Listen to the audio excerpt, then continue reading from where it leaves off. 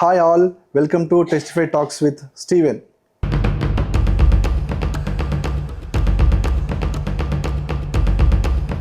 So మన మధ్యలో అమ్మగారు ఉన్నారు. అమ్మగారు ఒక సాక్ష్యాన్ని మనం విందాం. ప్రజలడం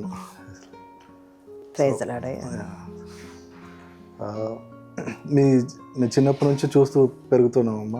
ఆల్మోస్ట్ మీ కడుపులో పుట్టపోయినా మీ కళ్ళ ముందే మీ బిడ్డలాగా మమ్మల్ని పెంచుతూ ఇంత వాళ్ళని చేశారు. సో మాలాంటి బిడ్డలు ఎంతోమంది ఉన్నారు, కొన్ని వేల మంది ఉన్నారు. మీరు వేసిన విత్తనాలు అక్కడక్కడ గురు ప్రపంచం మొత్తము దేవుని యొక్క సేవలో కానీ అనేక మినిస్ట్రీస్లో ఉన్నారమ్మా. సో మీ టెస్ట్ మనీ మీరు రికార్డ్ చేయడం నేను అదృష్టంగా భావిస్తున్నాను. నేను ఫస్ట్ ఈ ఆలోచన ఉన్నప్పుడు ఫస్ట్ అమ్మవారిది తీస్తే బాగుంటుంది, డాడీ గారు తీస్తే బాగుంటుంది. ఎందుకంటే చిన్నప్పటి నుంచి అడుగు జాడులో పెరిగినా కాబట్టి సో ఫస్ట్ ఆలోచన మీతోనే ఉండేదమ్మా నాకు ఆలోచన. సో అయితే ఫస్ట్ మీరు ఎక్కడి నుంచి ఎక్కడ పుట్టారమ్మా, అసలు జన్మస్థలం ఎక్కడ? చాలా సంతోషము. నా జన్మస్థానము నేను పుట్టింది రేవర్తిలో, కానీ మా తల్లిదండ్రుల యొక్క మా తాతల యొక్క ఆస్తిపాస్తులు ఉన్నవి తరుగొప్పుల. మా తండ్రి గారు దామర ఎలీషా గారు, అమ్మ శాంతమ్మ. మా తాతగారు దామర బుచ్చయ్య. ఆయన చాలా భూస్వామి అని విన్నాము. నేను మా ఇంట్లో చిన్నదాన్ని కాబట్టి చెప్పేటివన్నీ నేను విన్నాను. దాదాపు 1000-2000 ఎకరాలకు కూడా ఆస్తిపరుడని విన్నాము. కానీ తాను క్రైస్తవుడు కాదు, హిందువుడుగా ఉండిండు. కానీ మా నాన్నగారు తన కుటుంబంలో మొట్టమొదటి క్రైస్తవుడు దామర కుటుంబంలో, తన కుటుంబంలో దామర బుచ్చయ్య కుటుంబంలో తాను మొదటి క్రైస్తవుడు. సరే, ఆ విధంగా మా నాన్నగారు మరి ఇక్కడ మొదటి మిషనరీ అయినటువంటి ఉండ్రు దొరగారి యొక్క సహవాసంలో ఆయన దేవుని నమ్ముకున్నాడు. దేవుని నమ్ముకొని క్రైస్తవుడు అయినప్పుడు మా తాతగారు ఇంటిలోకి అలౌ చేయలే. నీవు దేవుని నమ్ముకున్నావని ఈ బైబిల్ చేత పట్టుకున్నప్పుడు ఏ చేయితోటైతే బైబిల్ పట్టుకున్నాడో ఆ చెయ్యి భుజం మీద 100 చెప్పు దెబ్బలు కొట్టాడట, నీవు యొక్క బైబిల్ పట్టుకోకూడదు అని.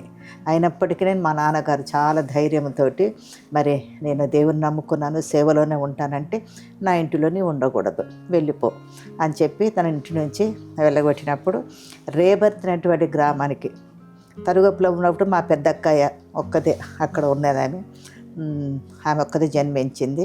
తర్వాత తాను సేవార్థమై ఇక రేబర్తికి వచ్చి అక్కడ సెటిల్ అయ్యాడు. అక్కడ తన సేవా కేంద్రంగా తాను చేసుకొని చుట్టుప్రక్కల గ్రామాలన్నిటి కూడా సువార్తను తను అందిస్తూ వచ్చాడు. ఇక అక్కడే 10 మంది మిగతా 9 సంతానం అక్కడ జరిగింది. ఆ విధందట్లో నేను చిన్నదానిగా నేను ఉండడం జరిగింది. అయితే నా పుట్టుకకు ఒక విశేషం ఉందని మా నాన్నగారు అమ్మగారు చెప్పారు. అన్నదమ్ముల మధ్యలో ఉన్నటువంటి కాస్త భూముల పంచాయతీ ఉంటుంది కదా, అలాంటిది ఏదో సంభవించినప్పుడు జనగామ కోర్టు కేసులో ఆ రోజు వచ్చి జనగామలో కోర్టు కేసులో తానుండి వాదిస్తున్నటువంటి సమయంలో నేను పుట్టానంట. పుట్టినప్పుడు ఏం జరిగిందంటే ఈ వార్త మా నాన్నగారికి ఇక్కడ జనగామలో ఉన్నటువంటి కోర్టు ఆవరణంలో ఉన్న నాన్నగారికి తెలియడం జరిగింది. అప్పుడు ఇక్కడ తాను కోర్టు డెసిషన్ ఇక్కడ వచ్చింది, నువ్వు జయాన్ని పొందుకున్నావు అనే వార్త ఇక్కడికి రావడము, నేను పుట్టానన్నట్టు వార్త మరి ఊరు నుంచి రావడము, 2 ఒకేసారి జరిగినందువల్ల మా నాన్నగారు వెంటనే నా బిడ్డ పుట్టి నాకు జయాన్ని తీసుకొని వచ్చింది కాబట్టి జయమణి అనే పేరు పెడతాను నేను నా బిడ్డకు అని చెప్పి నాకు జయమణి అనేటువంటి పేరు పెట్టాడని మా అమ్మ మా నాన్న చెప్పారు. అది నా పుట్టుక యొక్క ఇయర్ ఏమైనా గుర్తుందా అమ్మ? అసలు ఇయర్ ఏ ఇయర్లో బాగున్న ఇయర్? నేను 1943లో జూలై 27 నా బర్త్డే. వెరీ గుడ్ అమ్మ. అది మా నాన్నగారు అందరి జన్మదినాలు యాక్యురేట్గా రాసి పెట్టాడు బైబిల్లో. చాలా సంతోషం అమ్మ. మీరు సో తర్వాత స్టడీ ఎంతవరకు చదువుకున్నారు? నేను 5వ ఏటనే మా పెద్దక్కయ్య నన్ను హైదరాబాద్ తీసుకెళ్ళింది. నేను 5 ఏళ్ల వరకు నేను తల్లిపాలు తాగుతూ ఉండేదాన్ని కాబట్టి తల్లిపాలు మాన్పించడానికి హైదరాబాద్ నన్ను తీసుకెళ్ళి అక్కడ ప్రైమరీ స్కూల్ అంతా కూడా నాది హైదరాబాద్లోనే జరిగింది.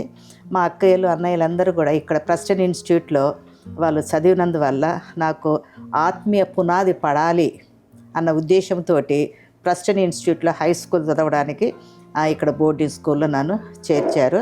హై స్కూల్ ఇక్కడ జరిగింది.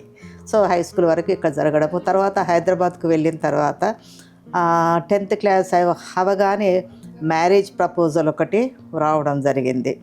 మా ఇంటి వారందరూ కూడా మరి జానయ్య గారితో వివాహాన్ని వాళ్ళు ఏర్పాటు చేస్తే చిన్న వయసులో ఉన్నాను నేను. నాకంటే అప్పుడు వివాహం అంటే ఇష్టం లేదు.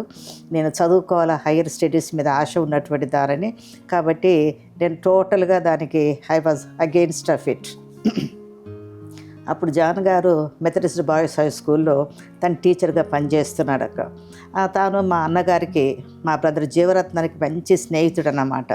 సో వస్తూ పోతూ ఉండేవాడు. అయితే అప్పుడు నన్ను అప్పటికి ఇంకా చిన్నదాన్ని కాబట్టి 2 years నన్ను టీచర్స్ ట్రైనింగ్ కొరకని బొల్లారంలో చేర్చారు. ఆ 2 years టీచర్స్ ట్రైనింగ్ అవగానే మరి ఏప్రిల్ చివరిలో నేను పరీక్ష రాశాను.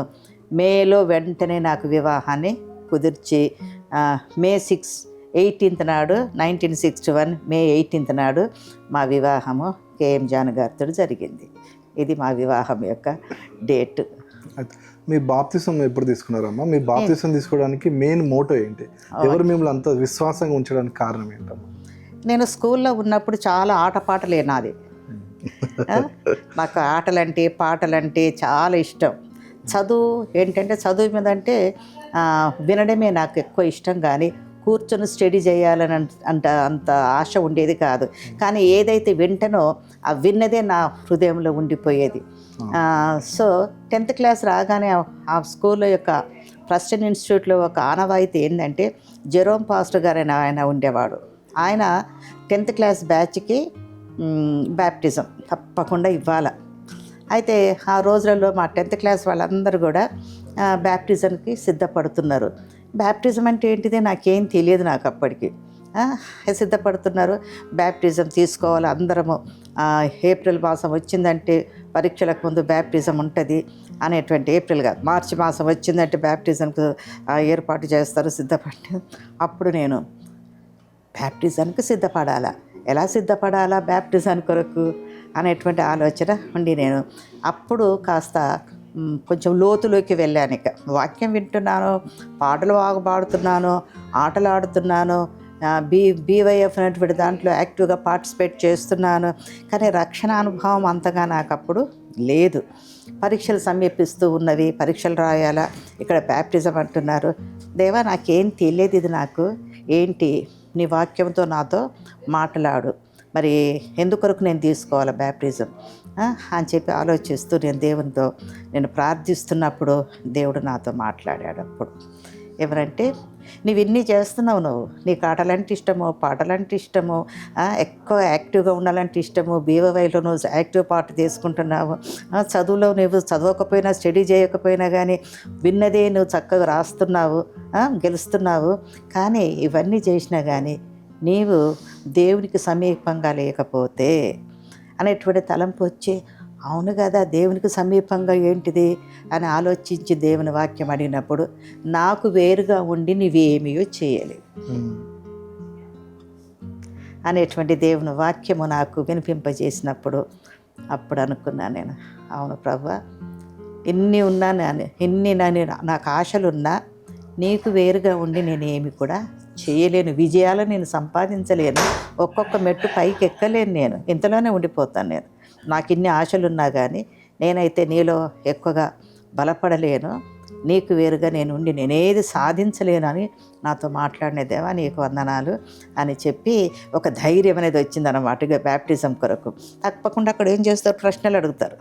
కాబట్టి ఏదైనా ప్రశ్న అడిగితే నాకు ఇదే సమాధానం అనుకొని ఇక అందరు బ్యాప్టిజం పాస్టర్ గారు అడిగిండ్రు, అమ్మ జయమణి ఏంటమ్మా నీ యొక్క సాక్ష్యం ఏంటి, బ్యాప్టిజం కొరకు సిద్ధపడ్డావు, ఏంటి నీ సాక్ష్యము అంటే, నాన్న అయ్యా నా సాక్ష్యం ఏం లేదు, నాకు అన్నిట్లో నాకు ఆశలు ఉన్నాయి, కానీ ఎన్ని ఆశలున్నా కానీ నేను దేవునికి వేరుగా ఉండి నేనేం సాధించలేను కదా అనేటువంటిది దేవుడు నాతో మాట్లాడాడు, నాకు ధైర్యం ఇచ్చాడు నాకు దేవుడు అని చెప్పారు. చాలా సంతోషం అమ్మ, అవును బిడ్డ, నువ్వు దేవునికి వేరుగా ఉండి నువ్వేమీ కూడా సాధించలేవు అనేటువంటి ఆ ధైర్యపు మాటలు ఆయన నన్ను బలపరిచి వెంటనే బ్యాప్టిజం ఇవ్వడం జరిగింది. అది ఎప్పుడంటే 1959 మార్చి 22 నాడు నేను బ్యాప్టిజం తీసుకున్నాను. సో నా జీవితంలో కొన్ని ఏంటంటే డేట్స్ ముద్రింపబడ్డవి. నా జన్మదినము నాకు తెలుసు, నా రక్షణ దినము నాకు తెలుసు, నా ఫస్ట్ అపాయింట్మెంట్ దినము నాకు తెలుసు, నా ఫస్ట్ తల్లినైనటువంటి దినము నాకు తెలుసు, నేను ఫస్ట్ స్టేట్స్కి పోయిన దినము నాకు తెలుసు. ఇవన్నీ డేట్స్ నా జీవితంలో ప్రభావితం చేసినటువంటి డేట్స్. అవి ఎప్పటికీ నేను మర్చిపోను నేను. థ్యాంక్ యూ అమ్మా. సాక్ష్యం అనగానే మనకు టెస్ట్ మనీ మన ఒక బాప్తిసం తీసుకునేటప్పుడు మనకు కావాల్సిన ఒక ఆ మూలాలు మీకు చెప్పడం వల్ల మీరు తీసుకొని దాని ఒక వాల్యూ తెలుసుకొని అప్పటి నుంచి అదే అలాగే పట్టుకొని ఇప్పటివరకు ఉండడం చాలా సంతోషం అమ్మ. సో మ్యారేజ్ అయిందని చెప్పారు సార్తో, నాన్నగారితో కానీ. సో దాని తర్వాత హాస్టల్ ఆలోచన అసలు ఎలా వచ్చింది? ఒక పేదలకు హెల్ప్ చేయాలని ఒక హాస్టల్ స్టార్ట్ చేసి అంటే ఈ ఆలోచన ఎలా వచ్చింది అమ్మ అసలు? అయ్యా, దానికి ముందు దేవుడు నన్ను సిద్ధపరుస్తూ వచ్చాడు. అంటే నన్ను ఎక్కువ విశ్వాసంలో బలపరిచింది నా భర్త గారే. నన్ను విశ్వాసంలో ఎక్కువగా బలపరిచింది నా భర్త గారే. ఎందుకంటే నేను చెప్పాను కదా ఏంటంటే నేను బైబిల్ ట్రైనింగ్ పొందిందాన్ని కాదు, ఇంకా వేరే ఏదైతే లేదు. కానీ తాను అప్పటి నుండే సండే స్కూల్ తీసుకోవడము, యాక్టివ్గా మిషనరీస్ తోటి తాను ఉండడము, ఎన్నో విషయాలలో తాను ఒక దైవజనుడిగా తాను జీవిస్తున్న సమయంలో మరి నేను అంటే కొన్ని విషయాలలో వెనకబడే ఉన్నాను నేను. అది పెళ్ళైన తర్వాత మిస్సెస్ లేటర్ అంటే ఆమె నన్ను మొట్టమొదట పెళ్ళైన వారంలోనే కూనూరుకు పంపింది. మా ఇద్దరిని కలిసి సండే స్కూల్ ట్రైనింగ్కి పంపింది. సండే స్కూల్ ట్రైనింగ్కి పంపిన తర్వాత అక్కడ చాలా మటుకు ఆత్మీయంగా బలపడ్డారు. చిన్న బిడ్డల మధ్య సేవ చేసేదని చాలా బలపడ్డారు. దాని తర్వాత ఏం చేసిందంటే విజయవాడలో ఉన్నటువంటి క్రిస్టియన్ హోమ్ ఫెస్టివల్ ట్రైనింగ్కి పంపింది. అక్కడ అమ్మ నువ్వు ఒక ఇంటి దానివి అయ్యావు కదా, ఒక క్రిస్టియన్ హోమ్ ఎలా ఉండాలి, ఎలా నడిపించాలి, ఒక క్రిస్టియన్ హోమ్లో ఒక తల్లిగా నువ్వు ఎలా ఉండాలా అనేటువంటి ఎన్నో వివరాలు నేర్చుకోవడానికి 1 వీక్ ట్రైనింగ్ అక్కడ పంపింది. అది అయిపోయిన తర్వాత అయ్యగారితో పాటు నేను 4 years గ్రామపట్నంలో వెకేషన్ బైబిల్ స్కూల్ నడిపించడానికి అని చెప్పి అక్కడికి నేను తనతో పాటు వెళ్ళడము, ఈ విధంగా ఆత్మీయంగా చాలా బలపరచబడము జరిగింది. సరే, నాకు చదువు మీద ఎక్కువ ఆశ ఉంది కాబట్టి అయ్యగారు ఏం చేశారంటే నేను ప్రైవేట్గా నాకు అలవ్ చేశారు, నువ్వు చదువుకోవచ్చు అని. సో ఆ విధంగా నేను ఉస్మానియా యూనివర్సిటీ ద్వారా BA, BEd అవన్నీ కూడా చేశారు. అయితే దేవుని యొక్క ప్రణాళికనైతే ఆయన మన జీవిత ప్రణాళిక ఏదైతే ఉందో తప్పించుకోలేము. అవును కదా. సో ఆ ప్రణాళిక విషయం నేను ఎప్పుడు ఆలోచిస్తూ ఉన్నట్లయితే నేను అనుకున్నాను, this is the end of my education అనుకున్నాను. పెళ్లి కాగానే నా ఆశ నెరవేరపరచబడదేమో. కానీ ఒకరోజు ఏమైందంటే శనిగరంలో ఒక దైవజనుడు అంటే సార్ యొక్క క్లాస్మేట్ ఒక ఆయన వచ్చాడు, ఇంటికి వచ్చి తనతో మాట్లాడుతూ, జాన్ చెల్లె చాలా తెలియగలది, ఇంతటితో ఆగిపోతే బాగుండదు, చదివించరాదరా అన్నాడు. అంటే చదివించరాదరా అంటే ఆయన ఏం సపోర్ట్ చేయలేదు. తర్వాత అన్నాడు, నీకు చదువు అంటే ఆశ కదా, నువ్వు చదువుతావా అంటే డెఫినెట్గా చదువుతాను నేను అంటే అప్పుడప్పుడు ఆ అన్ననే పోయి నాకు అప్లికేషన్ తీసుకొచ్చి ఇచ్చి నన్ను ఎంకరేజ్ చేశాడు ఆయన. ఇక అట్లా నాది BA అయిపోయింది. తర్వాత B.Ed చదివాను. చదివిన తర్వాత ఏమైందంటే మన ఒక్కొక్క పరీక్ష ఒక్కొక్క బిడ్డను దేవుడు ఇస్తూనే ఉన్నాడు. ఆ విధంగా ఒక్కరోజు కూడా ఇంతవరకు నేను అనుకుంటా, డిడ్ ఐ టేక్ ఎనీ అంటే లీవ్ ఎప్పుడైనా తీసుకున్నానా, లెజర్ పీరియడ్ నాకేమైనా దొరికిందా, వెకేషన్ అయినా ఎప్పుడైనా తీసుకున్నానా అని చెప్పి అనుకుంటూ ఉంటాను నేను ఇప్పటి వరకు నేను. అయితే ఒకరోజు ఏమైందంటే కొంతమంది old students, Preston institute old students mission బంగ్లాలో మేము ఉన్నప్పుడు వాళ్ళు కూర్చొనంతా అప్లికేషన్స్ రాస్తున్నారు, అమెరికా దేశానికి వెళ్ళడానికి చదువు కొరకు రాస్తున్నారు. నేను అప్పటికి స్కూల్లో టీచ్ చేస్తున్నాను. మధ్యాహ్నం వచ్చాను. మధ్యాహ్నం వచ్చి భోజనం చేసుకుని వెళ్తున్నప్పుడు సార్ అన్నాడు, నీకు చదువు అంటే ఇష్టం కదా, వీళ్ళు అప్లై చేస్తున్నారు, నువ్వు అప్లై చేస్తావంటే ఎక్కడికి అని అడిగితే వీళ్ళు అమెరికా కొరకు చేస్తారంటే అమెరికాకు పోవడం ఏంటి, నేను వెళ్ళడం ఏంటి, అమెరికాకు వెళ్ళడం ఏంటిది అని చెప్పంటే నీకు ఇష్టం కదా అన్నాడు. అంటే అప్పుడు నేను అన్నా కదా, నీకు ఇష్టమైతే ఫిలప్ చేయి, ఓకే ఇక్కడ ఎన్నైనా చేయొచ్చు. నేను అప్పటికి 6 పిల్లలు నాకు. ఓకే అప్పటికి 6 పిల్లలు. నీకు ఇష్టమైతే ఫిలప్ చేయి, నేను సంతకం పెడతాను. జస్ట్ జోకుగా అనేసి వెళ్ళిపోయాను. ఎందుకు చేస్తాడులే అని. 6 పిల్లలు పెట్టుకొని ఎందుకు అంటే చేస్తాడు, అప్పుడు నన్ను టెస్ట్ చేస్తున్నాడేమో అనుకున్నాను నేను.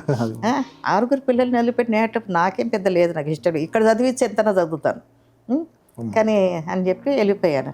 వచ్చే వరకు అప్లికేషన్ ఫిలప్ చేశాడు, సంతకం పెట్టంటున్నాడు. సంతకం పెట్టంటే అది నిజంగానే అంటే చెప్పి సంతకం పెట్టుకోండి, సరే సంతకం. కానీ ఏ విధంగా ఏ ఆలోచనతో సంతకం పెట్టానంటే, అందరూ పంపిస్తారు, నేను పంపిస్తా. నేను రెగ్యులర్ క్యాండిడేట్నా, ప్రైవేట్ క్యాండిడేట్ను. వాళ్ళందరూ రెగ్యులర్ క్యాండిడేట్స్, కాలేజీకి వెళ్ళారు, అందరూ బాగా చదువుకున్నారు, డిగ్రీలు పొందుకున్నారు. నేను ప్రైవేట్ దానికి నాకెందుకు వస్తుంది, ఏదో సంతకం పెట్టి పంపించాను. కానీ దేవుని ప్రణాళికలో వాళ్ళెవరికి రాలేదు. అడ్మిషన్ వాళ్ళకు రాలేదు, అడ్మిషన్ నాకు వచ్చింది. Praise God. అయితే ఏమైంది, ఇప్పుడు వాళ్ళందరూ కూడా మనకు తెలిసినటువంటి వాళ్ళే. ఇప్పుడు అందులో చిరంజీవి గారు ఉన్నారు, దాస్ గారు ఉన్నారు, ఇంకా వేరే వాళ్ళు ఉన్నారు. ఇప్పుడు వాళ్ళందరూ రాసినటువంటి వాళ్ళే, రెగ్యులర్ స్టూడెంట్స్ వాళ్ళు, కాలేజీకి వెళ్ళినటువంటి వాళ్ళు, ఎంతో అనుభవం ఉన్నటువంటి వాళ్ళు. నేను బిడలం పెట్టుకుని ఏదో పరీక్షలు రాసి నాకు అడ్మిషన్ దొరికింది. దేవుని ప్రణాళిక. అదే చెప్తున్నా, అదే ఈ ప్రణాళిక ఎలా వచ్చిందంటే ఇది పునాది. ఇది నీకు ఈ తలంపు ఎలా వచ్చిందంటే ఇది పునాది వేస్తున్నాడు దేవుడు, ఒక్కొక్క మెట్టును ఎక్కిస్తున్నాడు. తర్వాత ఎలా వస్తుందో చెప్తాను ఇది. సరే, మరి ఎట్లా వెళ్ళడం అనేది చాలా కష్టం కదా. అప్పటికే ప్రెస్టన్ ఇన్స్టిట్యూట్ స్టూడెంట్ అలెగ్జాండర్ అనే ఒక అబ్బాయి వెళ్ళాడు. ఆ అబ్బాయి అదే యూనివర్సిటీలో చదువుతున్నాడు, నేను వెళ్ళినటువంటి ఎంపోరియా స్టేట్ యూనివర్సిటీలో చదువుతున్నాడు. అయితే సార్ ఏం చేసిందంటే అలెగ్జాండర్కు ఫోన్ చేశాడు. అలెగ్జాండర్ ఇట్లా మరి టీచర్కు అడ్మిషన్ వచ్చింది, ఎలానయ్యా మరి రావడం ఎలా, స్పాన్సర్షిప్ కావాలి కదా అని చెప్పి అంటే, ప్రార్థిద్దాం సార్ అని చెప్పి అనేసి ఆయన ఒక చర్చికి, ఫస్ట్ బ్యాప్టిస్ట్ చర్చికి వెళ్తాడు. అయితే ఆయన వెళ్ళి అక్కడ ఆ సండే ఆ పాస్టర్ గారితో, యాలెన్ ఎప్ అని పాస్టర్ గారితో మాట్లాడాడు. ఇట్లా ప్రెస్టన్ ఇన్స్టిట్యూట్ హెడ్ మాస్టర్ ఉన్నారండి, కిరణ్ కేఎం జనన్ వారు ఉన్నారు, వారు సత్యమణికి ఇక్కడ అడ్మిషన్ దొరికింది, కానీ రావడానికి స్పాన్సర్షిప్ కావాలి అని వాళ్ళు ప్రార్థిస్తున్నారు ఆ విషయంలో అని చెప్పి. అంటే అలానా, సో నేను what can I do for them అని చెప్పి అడిగాడట. అంటే ఏం లేదు, they are looking for a sponsor అంటే, ఓకే అంటే అమెరికన్ బ్యాప్టిస్ట్ మిషన్ స్కూల్లో పనిచేస్తుందంటే అది కనెక్టెడ్ అన్నమాట. అది కూడా ఫస్ట్ బ్యాప్టిస్ట్ చర్చ్ అంటే అమెరికన్ బ్యాప్టిస్ట్ చర్చెస్కు కనెక్షన్ ఉన్నటువంటి చర్చ్ అది. ఓ అలాగా అని చెప్పాను. మరి ఎట్లా తెలుసుకోవాలి ఆ విషయమో మేము అని అన్నప్పుడు, రెవరెండ్ స్లేటర్ను తెలుసుకోండి, ఆయన అప్పటికే స్టేట్స్లో ఉన్నాడు, కాన్సస్ స్టేట్లో ఉన్నాడు ఆయన. అప్పుడు తన భార్య చనిపోయింది, ఆయన ఉన్నాడు అక్కడ. వాళ్ళతో పనిచేశారు, కోవర్కర్గా పనిచేశారు. మీరు రెవరెండ్ స్లేటర్ను తెలుసుకోండి అని చెప్పి నంబర్ ఇచ్చాడు. నంబర్ ఇస్తే ఆయన వెంటనే రెవరెండ్ స్లేటర్కు, it seems that Jayamani John has got admission Emporia State University and she is looking for sponsorship, what do suggest అని అడిగాడట. అంటే ఆయన వెంటనే ఒక 3 స్టేట్మెంట్స్ నా విషయం చెప్పాడంట. ఆ 3 స్టేట్మెంట్స్ నాకు తెలియదు ఇప్పటికీ ఏం మాట్లాడాడు. ఇది చెప్పడం జరిగింది. నెక్స్ట్ సండేనే ఆయన ఏం చేసిందంటే పాస్టర్ గారు అనౌన్స్ చేసింది, ఇట్లా పలానా ఒక లేడీ, ఇండియన్ లేడీస్ అంటే అడ్మిషన్ దొరికింది తనకు. Her husband works in American Baptist Mission School in Jangaon India and she sought admission here. ఆమె రావడానికే ఇది స్పాన్సర్షిప్ కావాలంటున్నారు. అండ్ రెవరెండ్ స్లేటర్ రికమెండ్ చేశాడు, who was a missionary there అని చెప్పి అనగానే వాళ్ళు మొత్తం చర్చి 500 మంది చర్చి మెంబర్స్ అందరూ ఒక్కటేసారి హాయ్ అంటే ఎస్ అన్నమాట. అందరు హాయ్ అని అన్నారు, మేమందరం స్పాన్సర్ చేస్తాము. ఓ దేవా, వచ్చింది ఆ వార్త, వచ్చింది స్పాన్సర్షిప్ వార్త వచ్చింది. అంటే హోప్ లేని దానికి ఒక హోప్ అనేది రాగానే నేను అనుకుంటున్నా, ఏంటి నాకు రావడం ఏంటి, స్పాన్సర్షిప్ నాకు రావడం ఏంటిది అని చెప్పి, మరి సరే వచ్చింది. పోవడం ఎలా, ట్రావెల్ కావాలి కదా. అప్పట్లో చాలా కష్టం. అప్పట్లో మన జీతాలు ఎంత, అప్పుడు 10,000 ఉండినాయి, మనకు వచ్చేది ఎంత, 150 రూపాయలు అప్పుడు ఫస్ట్ అపాయింట్మెంట్లో. 10,000 పెట్టుకొని పోవడం అనేది ట్రావెల్ ఎట్లా అని చెప్పి ఫస్ట్ సెమిస్టర్ పోలేదు. కానీ ప్రార్థన అయితే ఇక సార్ మొదలు పెట్టిండు, దేవుని కార్యం దేవుడు చేస్తాడు, నీకు అడ్మిషన్ ఇచ్చాడంటే దేవుని ప్రణాళిక ఏదో ఉంది.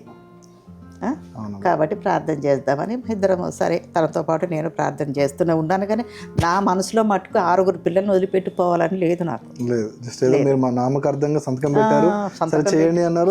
దేవుడు కాదని మీకు రావడం ఇంకా అద్భుతం. దాంతో ప్రార్థన చేయమంటే ప్రార్థన చేస్తున్నా కానీ ఇట్స్ నాట్ హార్ట్ ఆఫ్ హార్ట్స్లో నేను నిజంగా వెళ్ళాలి అనేటువంటి తపన కాదు నాకు. సరే ప్రార్థన చేసాం. ప్రార్థన చేస్తే ఒక సెమిస్టర్ అయిపోయిన తర్వాత నేను ఒక సిక్ లేడీని నేను విజిట్ చేస్తున్నాను. నేను అప్పుడు విజిట్ చేసుకుని అప్పుడు మనకు 2 వీలర్స్ లేవు, ఇవేవి లేవు కదా, సైకిల్ ఉంది. ఆ సైకిల్ వేసుకుని వచ్చాడు. సార్ నీకు గుడ్ న్యూస్ అని వచ్చాడు. నాకేం గుడ్ న్యూస్ అంటే అన్నాడు, your travel has been sanction అన్నాడు. ట్రావెల్ ఏంటిది? ట్రావెల్ ఎక్కడికి అంటే నేను అమెరికాకు వెళ్ళడానికి స్పాన్సర్షిప్ చేసిన చర్చలే నీకు ట్రావెల్ ఏర్పాటు చేశారు. ఒక్కొక్క మాట వింటుంటే నా గుండెలో అదో బాణాలు గుచ్చుకుంటున్నాయి అన్నమాట. వద్దు దేవా, వద్దు దేవా, చెప్పకండి అన్నట్టుంది మీ మైండ్, వినకుండా వద్దు వద్దు వద్దు. అవునా అంటున్నా. బాధ ఒక విధంగా బాధ. నేను ఎందుకు వెళ్ళాలా? ట్రావెల్ ఇచ్చినా నేను వెళ్ళాను. కానీ మళ్ళీ ఇంకొక ప్రశ్న, నేను ఎప్పుడు ఒంటరిగా వెళ్ళలేదు దేవుడా, నేను ఎట్లా వెళ్తా? ఇంకో సెమిస్టర్లో ఏమైంది, ఇంకా వాళ్ళు అడుగుతున్నారు, మేము స్పాన్సర్షిప్ ఇచ్చాము, ట్రావెల్ ఇచ్చాము, వస్తలేదేంది అలెగ్జాండర్, ఎందుకు వస్తలేదు ఆమె? సార్ వాళ్ళు అడుగుతున్నారు సార్ అంటే ఆమె ఒంటరిగా ప్రయాణం చేయలేదట, రాలేదట. అప్పుడు వాళ్ళ ఇమ్మాన్యుయల్కి వచ్చింది. నెక్స్ట్ సెమిస్టర్ ఇమ్మాన్యుయల్ మా అక్క కొడుకుకు అడ్మిషన్ అదే దాంట్లో వచ్చిండు. వస్తే వాడు వచ్చాడు, ఆంటీ నాకు అదే దాంట్లో వచ్చింది అడ్మిషన్ అంటే, అరే సంతోషం, మరి ఎట్లా రా అని చెప్పి అంటే, మరి నాకు స్పాన్సర్షిప్ లేదు కదా, నేను ఎట్లా వస్తాను నీతోటి అన్నాడు. అరే అవును కదా నాన్న, ఎట్లా వస్తాడంటే ఈ వార్త మళ్ళీ అబ్బాయికి చెప్పాము. సార్ అన్నీ ఆయనే నడిపిస్తూ ఉన్నాడు. సార్ మీడియేటర్గా ఉన్నాడు మధ్యలో. అలెగ్జాండర్కి చెప్పాడు, ఇట్లా అలా ఇమ్మాన్యుయల్కి వచ్చింది, మరి వాడికి కూడా స్పాన్సర్షిప్ లేదు, ట్రావెల్ లేదు అని చెప్పనగానే అప్పుడు మళ్ళీ ఆ వార్త చర్చలకు ఆమె ఒంటరిగా ప్రయాణం చేయలేదంట, ఎప్పుడు చెయ్యదంట అంటే, ఓహో దాన్ని ఏం చేద్దాం మేమంటే, వాళ్ళ నెఫ్యూకి ఒకటి ఇదే కాలేజీలో అడ్మిషన్ దొరికింది, ఆయనకు స్పాన్సర్షిప్ వస్తే కలిసి వస్తారు అంటే, అట్లనే 4 ఫ్యామిలీస్ లేచి నిలబడి, if that is the case we are going to sponsor that Emmanuel. Praise God, మళ్ళీ అద్భుతం. అదొకటి అద్భుతం. సరే అని చెప్పి అదొక వార్త వచ్చింది. 3 అయిపోయినాయా? 3 అయిపోయిన తర్వాత నాకు ఇంకా ఏంటంటే, ఓ దేవా ఇదేం సంగతి రా, ఇట్లా ద్వారాలు తెరవబడుతున్నాయి, ఎందుకు ఏదన్నా ఒకటి ఫెయిల్ కావాలన్నట్టే ఉండదు నా మనసులో. వన్ సైడ్ అంతా పర్లే ఉంది మీకు, ఫెయిల్ అవ్వాలి.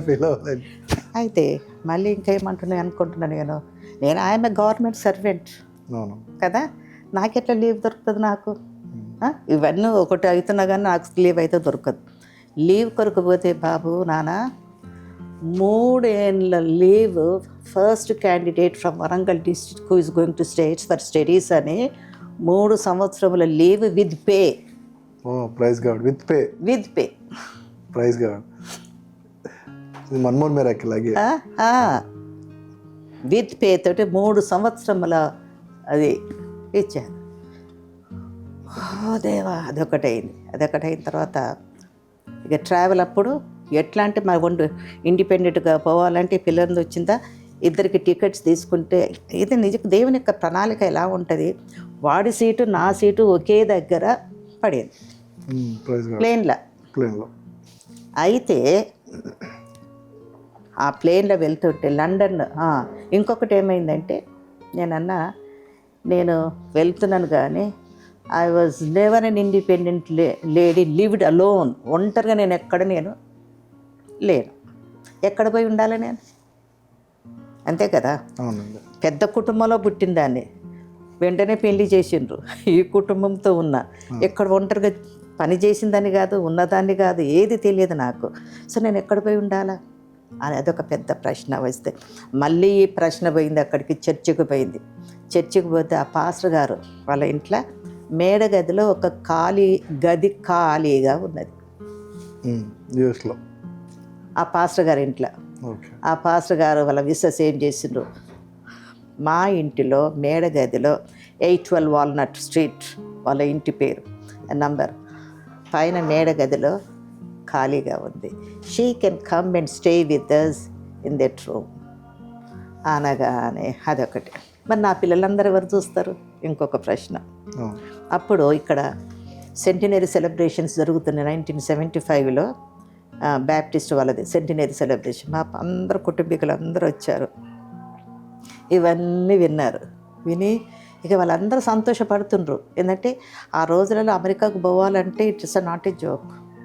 విన్నా, ఎన్ని ప్రయత్నాలు చేసినా దొరికే సమస్య కాదు అది. వాళ్ళు అంటున్నారు, నన్ను జయన్న అని ఇట్లా పిలుస్తారు. జయన్న నీవు నీకెంత అదృష్టవంతురాలు చెల్లె, నువ్వు తప్పకుండా పోవాలంటే అమ్మో నేను పోను, ఇవన్నీ అయినా కానీ నేను పోను, నా పిల్లల్ని వదిలిపెట్టి నేను పోను, నేను ఎవరు చూస్తారు, నా పిల్లల్ని ఎవరు చూస్తారు, మీ అంతలో మీరు ఉంటారు అని చెప్పి నేను ఏడుస్తూ మొదలుపెట్టాను. అయితే అందరూ ఉండి నన్ను ఓదారుస్తూ మేమున్నాం కదా. మా అత్తమ్మ సెలవు పెట్టింది, ఇక జాబ్కు సెలవు పెట్టింది. అందరూ ఉండి మేము వారం వచ్చి చూసుకుంటాం, మేము చూసుకుని తయారుపడు పో అని చెప్పి ఇక సిద్ధం చేసిన నాన్న ప్లేన్ ఎక్కించారు. వాళ్ళే మా ఇద్దరు అక్కలు, ఆమె పెద్ద ఆమె ఇంకొక, వాళ్ళే నా పెట్టెలు సర్దిండ్రు, చేసిండ్రు, బట్టలు గిట్టెలు అంతా సర్దేసిండ్రు, చేసిండ్రు. నన్ను ప్లేన్ ఎక్కించిండ్రు. మావాడు చిన్న కొడుకు 2.5 సంవత్సరాలే అప్పటికే. వాడు మనకి ఏం తెలియదు, నేను ఎక్కడ పోతున్నా తెలియదు, ఏం తెలియదు. సరే నేను ఇమ్మాన్యుయల్ ఇద్దరం కలిసి ప్లేన్లో ఎక్కాను. లండన్కు పోయిన తర్వాత ఏమైందంటే ప్లేన్, మా కనెక్టింగ్ ప్లేన్ మిస్ అయింది. ఓకే. కనెక్టింగ్ ప్లేన్ మిస్ అయినాక ఇక భయం ఉండదా? అమ్మ ప్లేన్ పోయిందట, ఇక ఇంకెక్కడ ఉండాలి, ప్లేన్ పోయిందట అంటే ఇంకొక ప్లేన్ అరేంజ్ చేస్తారన్న సంగతి నాకేం తెలుసు. నాకు భయం పుట్టుకొచ్చింది, ఎక్కడో ఆగిపోయినాము అని. వాళ్ళందరికీ ఎయిర్పోర్ట్ వాళ్ళందరూ no don't worry we'll arrange everything. Okay, మేము ప్లేన్లో బయలుదేరిపోతున్నాము. లండన్కి వెళ్ళగానే అక్కడ ఇంకొక ప్లేన్ మేము తీసుకోవాలి. సో అక్కడ మా కనెక్టింగ్ ఫ్లైట్ మిస్ అయిపోయింది. సో వెంటనే ఎంతో భయం వేసింది. ఎందుకు, నాకు ఇంతకుముందు ప్రయాణాలు చేసిన దాన్ని కాదు, ప్లేన్లో ప్రయాణం చేసినది. ఇది మిస్ అయిపోయిందంటే ఎటు పోవాలి, ఎటు ఉండాలి, ఏమైనా ఉందా, దీనికి గమ్యం ఉందా లేదా అనే భయంతో నేను ఏడుపు మొదలు పెట్టాను.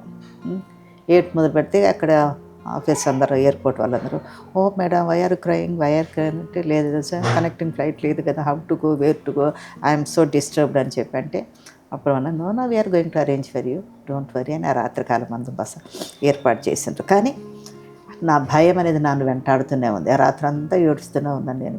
దేవా, నేను ఎక్కడికి వెళ్తున్నాను, ఎందుకు పోతున్నాను, దేని కొరకు పోతున్నాను, ఏది సాధించడానికి పోతున్నాను, నా 6 పిల్లలు ఎక్కడ, నా భర్త ఎక్కడ, నా ఉద్యోగం ఎక్కడ, ఏంటిది ఇది సమస్య, నేను ఎందుకు ఒప్పుకున్నాను, ఎందుకు వస్తున్నాను నేను ఇక్కడికి, నేను దేని కొరకు వస్తున్నాను, నేను మారం పెట్టి అక్కడే ఉండిపోతే అయిపోతుండే కదా అనేటువంటి దాంతో నేను పోరాడుతున్న దేవునితో. నేను మీలో మీకు క్వశ్చనింగ్ అవుతూనే ఉంది, మీ బ్యాక్ సైడ్ అవుతుంది. నేను దేవునితో పోరాడుతున్నాను. నేను ఎందుకు ఒప్పుకున్నాను, ఎందుకు వచ్చి, నేను ఎక్కడ పోతున్నాను, దేని కొరకు పోతున్నాను, నా పిల్లలు ఏంది, నా భార్య ఏంది, నా భర్త ఏంది, నా ఉద్యోగం ఏంటి, ఎక్కడ అనేటువంటి భయాలను వెంటాడుతూ ఏడుస్తూ దేవునితో మొరపెడుతుంటే ఎంత చక్కటి ఆదరణ దేవుడు నాకు ఇచ్చాడంటే, ఇర్మియా 1వ అధ్యాయంతో ఆదరణ ఇచ్చాడు నాకు. గర్భములో నేను నిన్ను రూపింపక మునిపే నేను ఎరిగితిని, నీవు గర్భం నుండి బయలుపడక మునిపే నిన్ను ప్రతిష్ఠించితిని. విన్నావా? ఇంకా ఇవన్నీ కిందికి ఇస్తూ చదువుతూ ఉంటే ఇంకా అనుకుంటున్నాను నేను ఏంటంటే, నేను ప్రైవేట్ క్యాండిడేట్, నేను రెగ్యులర్ క్యాండిడేట్ని కాదు. అక్కడ ఎంఎస్ పోస్ట్ గ్రాడ్యుయేషన్ కోర్సుకు నేను పోతున్నంటే అది అమెరికా దేశంలో అంతా ఇంగ్లీషే కదా, అది ఇంగ్లీష్ మాట్లాడే దేశానికి నేను పోతున్నంటే of course I wrote my exams all in English, I passed in it, కానీ స్పోకన్ ఇంగ్లీష్ లేదు కదా. అదే ఎంఎస్ డిగ్రీ నేను ఎలా చేయగలను నేను అని ఇవన్నీ ప్రశ్నలు నాలో వస్తూ ఉండి నేను ఏం మాట్లాడాలా, నేను ఏం చేయగలను. ఆ పెద్ద ప్రిన్సిపల్స్ అట్లాంటి వాళ్ళందరూ కూడా క్లాస్లో ఉంటారు. అవన్నీ విన్నాను అంతకుముందే. నేను అక్కడ పోయి నేను ఎందుకు I made a very wrong decision అని చెప్పి నాకు నేనే నిందించుకుంటున్నా, బాధపడుతున్నా. అయితే ఈ వాక్య భాగం అంతా దేవుడు ఇస్తూ నీ నోట నా మాటను పెట్టేదను. ప్రతి ప్రశ్నకి ఇక్కడ దేవుడు నాకు ఇచ్చాడు. చూడు బయలుపడక మునిపే నేను ప్రతిష్ఠించిన జనములకు ప్రవక్తగా నేను నియమించింది. అయ్యో ప్రభువుకు యెహోవా చిత్తగించుము. నేను బాలుడనే నేను అనుకుంటున్నాను.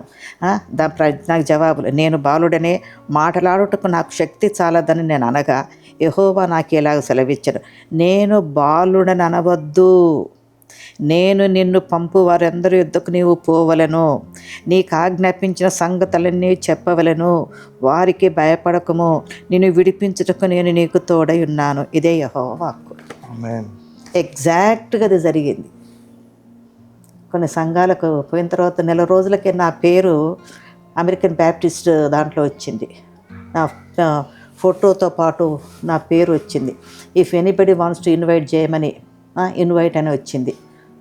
మా పాస్టర్ గారు తీసుకొచ్చి చూపించారు. అమెరికన్ బ్యాప్టిస్ట్ బుల్లెట్లో ఉండి వచ్చింది. రాశారు, ఎవరు రాశారు, ఎట్లా అవన్నీ కూడా నాకు ప్రశ్నలే. నాకు తెలియకుండా ఎన్నో జరుగుతున్నాయి. అయితే first prairie village, first Baptist church prairie విలేజ్కి పిలిచారు నన్ను. నేను ఒక్కదాన్ని ఎప్పుడు చర్చిలో మాట్లాడలేదు, మళ్ళీ ఇంగ్లీష్లో మాట్లాడాలా అని చెప్పి నేను అలెగ్జాండర్ నువ్వు రా ఇమ్మాన్యుయల్ ఇద్దరిని తీసుకొని పోయాను. నేను పోయిన తర్వాత వాళ్ళు కూర్చున్నారు. దేవా నువ్వే నాకు సహాయపడాలా అని చెప్పి అనేసి ఇక ఫస్ట్ ఏం మాట్లాడంటే ఒకటే ఫస్ట్ సెంటెన్సే నేను I'm so and so wife of so and so అని చెప్పి I'm the product of American Baptist missionaries, so I'm your product అని చెప్పాను. Praise God. మొట్టమొదటిన వాళ్ళతోటి ఇటు సపరేట్లు కొట్టిండ్రు. అంటే నేను మీ ప్రోడక్ట్నే, మిషనరీస్ని పంపిండ్రు కదా వాళ్ళు ఇక్కడికి, సో నేను మీ ప్రోడక్ట్నే అని చెప్పి అనేసి కొన్ని మాటలుగా కుటుంబం సంగతి అది ఇది ఏదైతే అడిగినవన్నీ చెప్పేసి అయిపోయిన తర్వాత ఇద్దరు లేడీస్ పరిగెత్తుకొని వచ్చి ఇట్లా హగ్ చేసుకొని Jayamani what we wanted to hear from you, exactly you said the same thing అన్నారు. ఏం వినాలనుకున్నామో అదే నువ్వు చెప్పావు నువ్వు. We're so glad to see you are our product, మా మిషనరీస్ యొక్క ప్రోడక్ట్ నీవు అని చెప్పి ఆ విధంగా ఫస్ట్ దాంట్లోనే అట్లా హత్తుకున్నారు. ఆ విధంగా కొన్ని చర్చెస్కి పోయినప్పుడు దేవుడు నాకు తోడుగా ఉండిండు, నడిపించాడు, వాడుకున్నాడు. సరే తిరిగి వచ్చాను. తిరిగి వచ్చినాక నెల రోజులు కాలేదు. వస్తుండగా అది జీన్ డేవిస్ అని ఇంకొక దైవజనుడు, ఇది నీవన్నీ వింటుంటే వై గాడ్ లెడ్ మీ, ఎందుకు నన్ను నడిపించాడు దేవుడు అనే ప్రశ్నలు నాకు వస్తుంటాయి. నేను వస్తున్నప్పుడు నాకు 2-3 ఇన్విటేషన్స్ వచ్చినాయి. ఒకటి ప్రెస్టన్ ఇన్స్టిట్యూట్ కట్టినటువంటి వాళ్ళ ఫ్యామిలీ నుండి ఇన్విటేషన్ వచ్చింది. జీన్ డేవిస్ అంటే ఒక ఆయన దగ్గర నుంచి ఇన్విటేషన్ వచ్చింది. సో ఫస్ట్ ఆ జీన్ డేవిస్ దగ్గరికి వెళ్ళాను. వాళ్ళ ఇంట్లో ప్రేయర్ మీటింగ్ జరుగుతున్నది. ప్రేయర్ మీటింగ్లో ఉన్నాను. 8 మంది ఉన్నాం ఈవినింగ్ ప్రేయర్ మీటింగ్లో. అంత ప్రేయర్ అయిపోయిన తర్వాత ఒక ఆయన ప్రవచనం చెప్తున్నాడు. ఆయన ప్రవచనం చెప్తుంటే ఆ ప్రవచనము చెప్తుంటే నా శరీరంలో అరికాలు మొదలుంచిన వరకు ఒకలాగా కదలిక ఇట్లా వచ్చేసింది. నాలో కదలిక వచ్చేస్తే ఎంత కొత్త అనుభవం నాలో వస్తుంది, ఎందుకు ఇట్లా అవుతుంది నాకు అని చెప్పి అనుకుని అంతా అయిపోయినాక నేనన్నా ప్రేయర్ అంతా అయిపోయినాక డాక్టర్ జీన్ ప్రార్థన చేస్తూ నాకు ఇట్లా అయింది, నాకు why it happen to me అని చెప్పాను. కానీ ప్రార్థన చేసిన ఆయన ఏమన్నాడంటే God is going to use you, దేవుడు నిన్ను వాడుకోబోతున్నాడు, సో ఇది దేవుని యొక్క వార్త నీకు అన్నాడు. నాకు ఇంకా అర్థం కాలేదు, నాకేం అర్థం కాలేదు నాకు. సరే అక్కడ నుంచి ఫస్ట్ ప్రోడక్ట్ ఫస్ట్ నేలని స్థాపించినప్పటి నుంచి కూడా వాళ్ళ ఇంటిలో కాలు పెట్టిన దాన్ని నేనే, వాళ్ళ ఇంటిలో భోజనం చేసిన దాన్ని నేనే, విన్నవా, వాళ్ళ కొడుకును వాళ్ళ కూతురును చూసిన దాన్ని నేనే, ఆ చరిత్ర అంతా తీసుకొచ్చి ప్రశ్నలో పెట్టిన దాన్ని నేనే, విన్నవా, అవన్నీ గ్యాదర్ తీసుకొచ్చి ఇక్కడ పెట్టాను. సరే అదంతా అయిపోయినా ఇండియాకి ఒక నెల రోజులు అయిందో లేదో ఒక సాయంత్రము 2 భార్యాభర్తలు వచ్చారు. ఆయన పేరు డేవిడ్, ఆయన భార్య పేరు నాకు తెలియదు. కానీ అప్పుడు సార్ ఇంట్లో లేడు, బయట మిషన్ బంగ్లాలో బయట కూర్చొని కుర్చీలు వేసుకొని మాట్లాడుతున్నాము. మాట్లాడుతున్నప్పుడు మాట్లాడుతూ వాళ్ళు ఏమన్నారంటే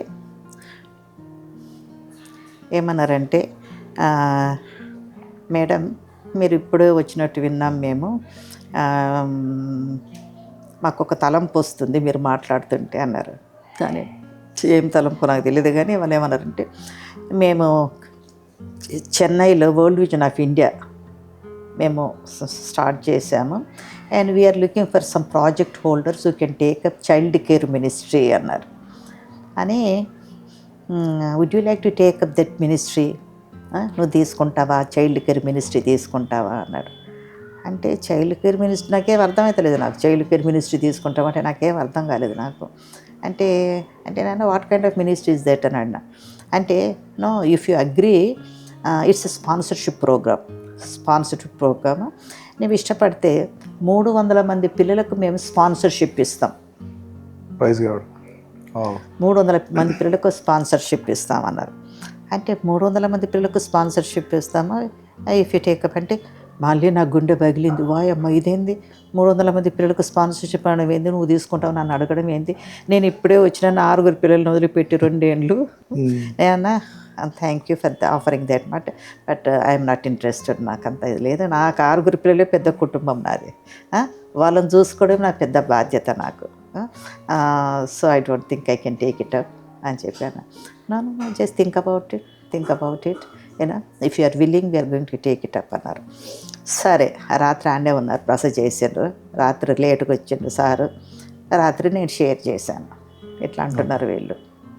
ఆ రాత్రికాల మందు వారితో మాట్లాడిన విషయాలన్నీ కూడా రాత్రి మరి అయ్యగారితో నేను షేర్ చేసుకున్నాను. నేను ఇలా డేవిడ్ గారు వారి సత్యమని మీరు లేరు, వారితో కొంచెం మాట్లాడుతున్నప్పుడు వారికి ఒక తలంపు మా విషయం వచ్చి ఈ విధంగా చెప్పిండ్రు, నేనైతే నో అనేసాను నేను అని చెప్పి. అంటే ఏమన్నారు అన్నాడు.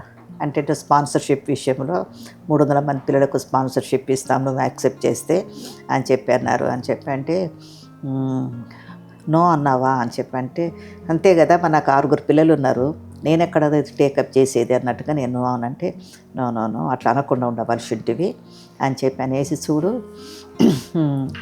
నీ బ్యాక్గ్రౌండ్ నా బ్యాక్గ్రౌండ్ ఒకసారి ఆలోచిద్దాము అన్నాడు. నేను నా తండ్రిని 6 సంవత్సరంలప్పుడే నేను పోగొట్టుకున్నాను, నేను ఒక సెమీ ఆర్ఫన్ బాయ్నే కదా, నువ్వు 13 సంవత్సరాలు ఉన్నప్పుడు నువ్వు నీ తండ్రిని పోగొట్టుకున్నావు, మన ఇద్దరికి కూడా ఆర్ఫన్ బ్యాక్గ్రౌండ్ ఉన్నది. కాబట్టి మరి చాలామంది ఇట్లా ప్రాజెక్ట్స్ కావాలని చెప్పి ప్రాజెక్ట్స్ కొరకు వాళ్ళు ప్రయాసపడుతుంటారు, మాకు ఈ ప్రాజెక్ట్ ఆ ప్రాజెక్ట్ అని చెప్పి ప్రయాసపడుతూ ఉంటారు. వాళ్ళు ఒకేసారి 300 మంది పిల్లలకు స్పాన్సర్షిప్ ఇస్తామని చెప్పి మన గమని యొద్దకు వచ్చారు, మన ఇంటి దగ్గరకు వచ్చారు, వెతుకుతూ వచ్చారు. ఎందుకంటే మనము ఈ ప్రాజెక్ట్స్ మనం చేపడుతున్నాం, రూరల్ ఇవాంజలిజం ఉంది, తర్వాత రూరల్ డెవలప్మెంట్ ప్రోగ్రామ్ ఉంది, మెడికల్ మినిస్ట్రీ మనకున్నదని వాళ్ళకి తెలుసుకుని మన దగ్గరికి వచ్చారు. గనక వాళ్ళు ఉన్నారు కదా, రేపు మార్నింగ్ తప్పకుండా మళ్ళీ అడుగుతారు నిన్ను, నీ డెసిషన్ ఏంటిది అని అడుగుతారు. అంటే అడుగుతుండొచ్చు అన్నాను.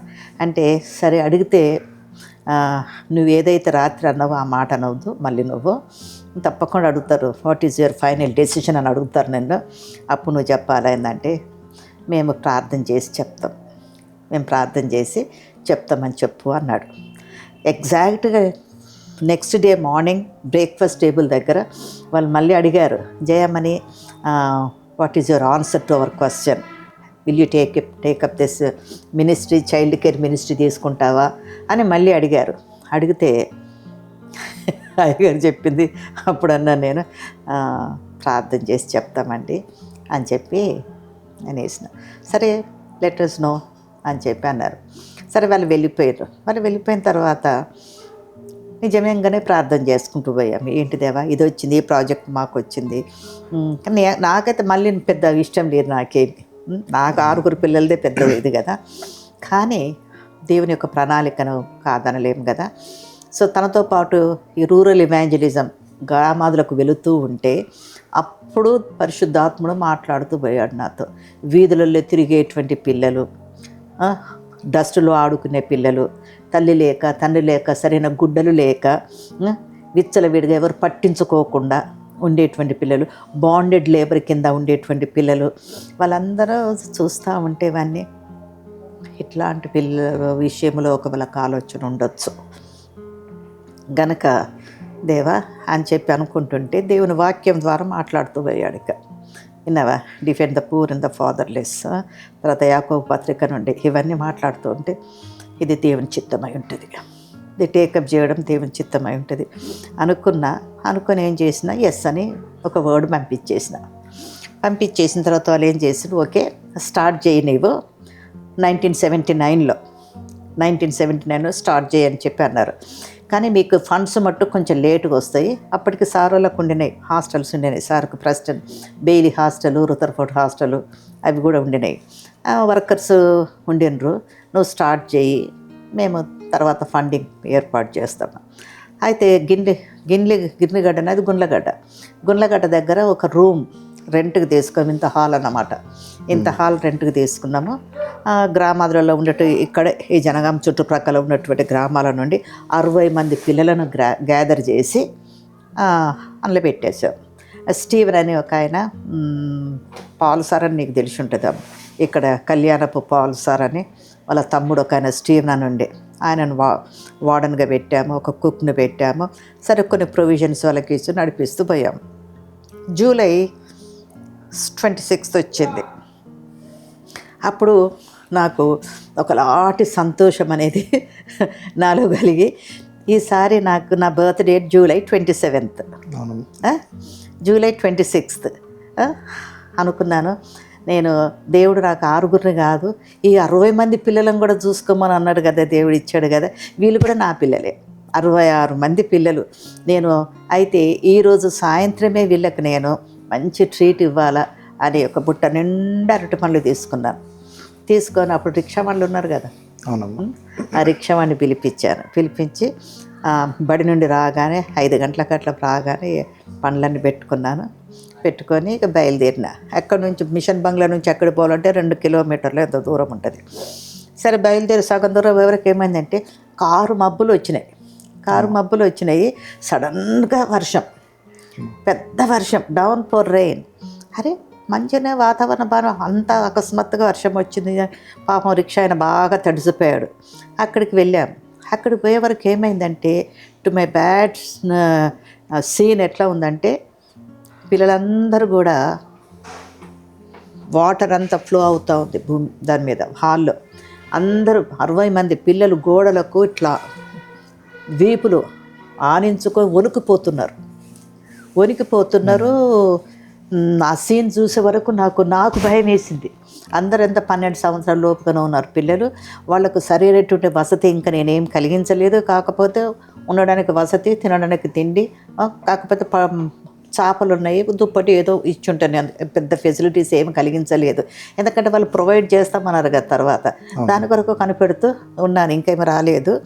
సరే ఆ సీన్ చూసే వరకు చాలా భయం వేసి అమ్మో బాబోయ్, టౌన్ అంతటికి తెలుసు నేను ఫస్ట్ లేడీని, జనగామ నుండి స్టేట్స్కు చదువుకొని వచ్చింది, ఇది స్టార్ట్ చేసింది, ఆర్ఫనేజ్ స్టార్ట్ చేసింది అని జనగామ అంతటికీ తెలుసు. దేవా ఏంటి, నేనేం చేయాలో నాకేం అర్థం కాలేదు. గడగడగడ వణికిపోయినా, ఏదో ప్రార్థన చేసినా ఇప్పటికీ నాకు తెలియదు ఆ ప్రార్థన. పనులన్నీ అందరికి పంచిన, వాళ్ళకు ముఖం కూడా మళ్ళీ చూపించకుండా పిల్లలకు రిక్షా ఎక్కిన, ఇంటికి వచ్చేసి అప్పటికే 7 అయిందో 8 అయిందో వచ్చినాక ఇక నాలోని భయం అనేది వదులుతలేదు, గడగడగడలాడిపోతున్నా నేను. ఇక మోకరించిన, అప్పటికే ఎందుకు మరి ముందే పండుకున్నారు వీళ్ళందరూ, పిల్లలు తాను ముందే పండుకున్నారు, నేను ఏదైనా అయినట్టున్నది. ఇక మోకరించి ఇక ఏడుస్తా పోయినా, దేవా ఎందుకు తీసుకున్నా ఇది నేను, ఆ పిల్లలకేమన్నా అయితే జనగాం పట్టణం అంతా నన్ను బ్లేమ్ చేస్తుంది. రేపు నా పేరు పెద్ద అక్షరాలతో పేపర్లు వస్తుంది, ఈమె పోయిందంట, ఆర్ఫనేజ్ ఒకటి స్టార్ట్ చేసిందంట, వాళ్ళ పిల్లల విషయం బాగోగులు చూసుకోలేదు, వాళ్ళు సిక్ అయినరు, ఇదైనరు అదైనరు అని ఆ తల్లిదండ్రులతోటి ఉంటే, వాళ్ళతోటి టౌన్ పీపుల్ తోటి అందరితోటి మాట వస్తుంది, పేపర్లో నా యొక్క పేరు పెద్ద అక్షరాలతో వస్తుంది. దేవా నాకొద్దు, నాకు అస్సలు అయితే ఈ మినిస్ట్రీ నాకొద్దు, నువ్వేం చేస్తావో నాకు తెలియదు, తెల్లవారే వరకు పిల్లలందరూ వెళ్ళిపోవాలి, ప్రార్థన చేస్తున్నా. ఒక్కటే దేవునికి మోకరించి కన్నీళ్లతో మొరపెడుతున్న దేవునికి నేను, దేవా నన్ను క్షమించు, నేను టేకప్ చేసినందుకు నన్ను క్షమించు, ఇవన్నీ ఆలోచించలేదు నేను, నా 6 పిల్లలు చాలు దేవా, నాకు వద్దు, తెల్లవారి వరకు పిల్లలందరూ వెళ్ళిపోవాలి, నేను లాక్ చేసుకోవచ్చు, క్లోజ్ చేసుకోవచ్చు అని ఏడ్చుకుంటూ ప్రార్థన చేస్తున్నా. ఎంతసేపు ప్రార్థనలో ఉన్నానో నాకే తెలియదు, కానీ అదే ఒక్కటే ఒక ప్రేయర్ ఐటమ్. తెల్లవారి వరకు ఒక్కరు ఉండొద్దు, అందరూ వెళ్ళిపోవాలి అని ప్రార్థన చేస్తూ ఉంటే సెకండ్ ప్రేయర్ ఐటమ్ అనేది నా నోటి నుండి వచ్చింది. అది నేను కాదు. O praise God. ఏంటిదంటే, if not Lord provide them a good shelter. దేవా, as soon as possible. If not God provide them a good shelter అని ఆ మాట నా నోట వచ్చిందో లేదో ప్రకాశమానమైన వెలుగు నా కంటి ముందున ఇట్లా పాస్ అయిపోయింది. ఒక స్వరము నాకు వినపడుతూ ఉన్నది. Write to Scott City, Kansas. మంచి clear voice. Write to Scott City, Kansas. ఒక్కసారి లేచాను నేను. ఎవరు మాట్లాడుతుండ్రు నాతోటి? Write to Scott City, Kansas క్లియర్గా. క్యాన్సస్ నాకు తెలుసు, క్యాన్సస్లో నేను ఉన్నా. స్కాట్ సిటీ ఎవరో నాకు తెలియదు, ఆ పట్టణం తెలియదు, ఆ ఊరు తెలియదు, ఎవరికి రాయాలా, ఏం సంగతి అని అనుకొని ఎన్నో ప్రశ్నలు. నాకు ఎవరు తెలుసు? నాకు ఏ వ్యక్తి తెలియదు. నాకు ఆ చర్చికి పోలేదు, ఆ ఊరికి పోలేదు, నేను ఎక్కడికి పోలేదు. అక్కడికి రాయమంటే నేనేం రాయాలి అని చెప్పి టక్కున లేచిన ప్రశ్నలన్నీ నాకు వస్తున్నాయి. టైం చూసిన 12:45 అయింది. అంటే I went into July 27. Me birthday date వచ్చేసింది. నా బర్త్డే డేట్లోకి ఎంటర్ అయినా. లేసాను, రౌండ్ టేబుల్ దగ్గర కూర్చున్నాను. ఇవే ప్రశ్నలతోటి నాతో మాట్లాడింది ఎవరు? అయితే it's only God has spoken to me. పరిశుద్ధాత్ముడు నాతో మాట్లాడండి. కానీ ఎవరికి రాయాలి, నేను ఎట్లా రాయాలి, ఏ పేరు పెట్టాలి, ఎవరికి అడ్రస్ చేయాలా, బాడీ ఆఫ్ ద లెటర్లో నేను ఏం పెట్టాలి, నేనెవరో వాళ్ళకి తెలియదు, వాళ్ళెవరో నాకు తెలియదు. రాయమంటే నేను ఏమి నాకు అడ్రస్ తెలియదు, ఊరు తెలియదు, పేరు. తికమక్క అయిపోతా ఉన్నా నేను. అంటే మళ్ళీ ఏమి జరిగిందో ఇది put it on the paper అని అనుకుంటుంటే there was an ఏరోగ్రామ్ for me to right. రెడీగా అక్కడ ఎవరు పెట్టిండ్రో నాకే తెలియదు. ఓ ప్రైజ్ గాడ్. మళ్ళీ ఒక అద్భుతం. ఆ టేబుల్ దగ్గర ఎవరు పెట్టిండ్రో నాకు తెలియదు. అట్లా చూస్తే ఇట్లా అంటుంటే అది కనబడ్డది. ఓ అయినా ఇది నేను రాయాలన్నా నేను అని చెప్పి ఇప్పటికీ నాకు కళ్ళకి అట్లా నీళ్ళు వస్తాయి. దేవుని యొక్క కార్యాలు తీసుకున్నా. లార్డ్ డిక్టేట్ మీ, మరి నువ్వే నాకు చెప్పాలి ఏం రాయాలి అంటే.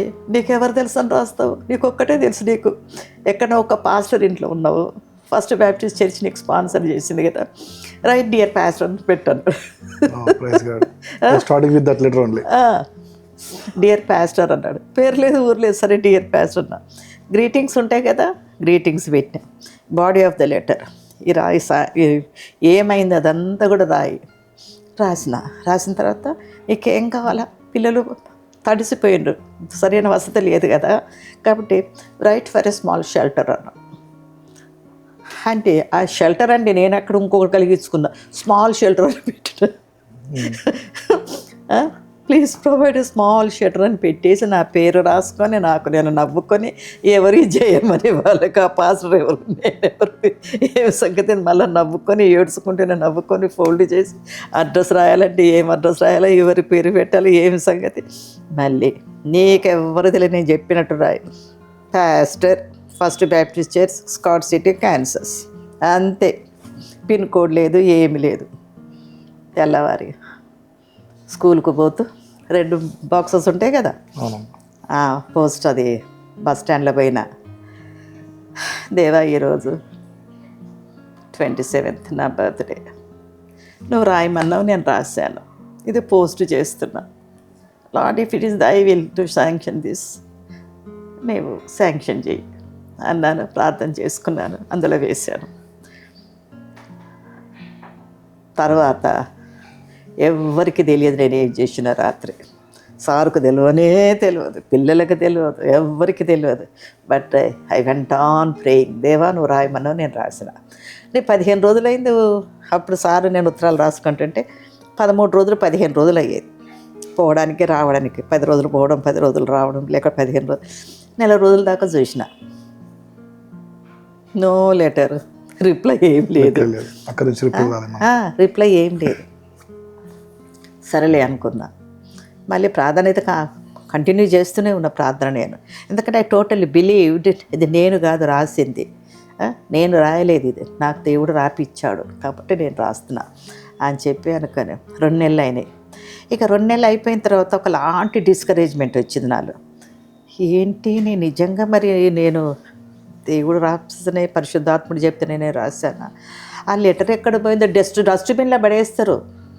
పేరు ఊరు తెలియని వ్యక్తుల దగ్గర నుంచి ఉత్తరం వస్తే మనం తీసుకుంటామా? మనకి ఏం అవసరం ఉంటుంది?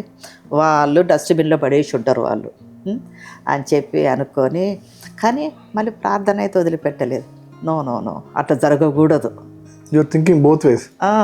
అలా జరుగుతున్నారు, ప్రేయర్ కూడా ఉన్నారు. ప్రేయర్ మటు వదిలిపెడతలేదు. మళ్ళీ డిస్కరేజ్మెంట్ వస్తుంది. No no no no no ఎందుకంటే మళ్ళీ కాన్ఫిడెన్స్ లేదు అని చెప్పి అట్లా 3 months అయిపోయిన తర్వాత in the month of November ఒక లెటర్ వచ్చింది. లెటర్ వచ్చినాక అది మార్నింగ్ 11 o'clock లెటర్ వచ్చింది. పోస్ట్ మ్యాన్ తీసుకొచ్చి ఇచ్చిండు. పైన చూడగానే Scott city cancer from address బాగా లెటర్ వచ్చింది. అలా సంతోషం ఉంది కానీ భయం. అందులో ఏం రాసిండ్రు అనుకుంటున్న తెరవక ముందే వాళ్ళు మట్టుకు నో అంటే నేను భరించలేను.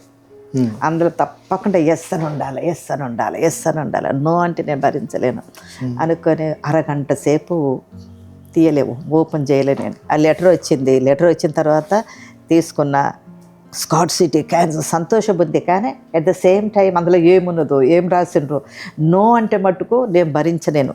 కాబట్టి దేవా ఇది ఓపెన్ చేద్దానా, ఓపెన్ అంటే ఉండొద్దు, నో ఉండొద్దు, ఎస్ అని ఉండాలా అని అనుకొని ఒక అరగంట సేపు ఓపెన్ చేయకుండా ఈయన చాడికి ఆ నుంచి ఇడికి ఒకటే పచారులు చేసుకుంటారు. దేవా నువ్వు రాయమంటే నేను రాసిన అని అనుకొని అరగంట సేపు అటు ఇటు పచారులు చేస్తూ నేను ఓపెన్ చేద్దామంటే ఇంట్లో ఏముందని భయము. సరే ఎట్టకేలకు ఓపెన్ చేయాలి కదా, ఇక తప్పకుండా మెల్లగా ఓపెన్ చేశాను. ఓపెన్ చేసే వరకు చక్కగా డియర్ జయామణి అని ఉంది. అమ్మో నా పేరు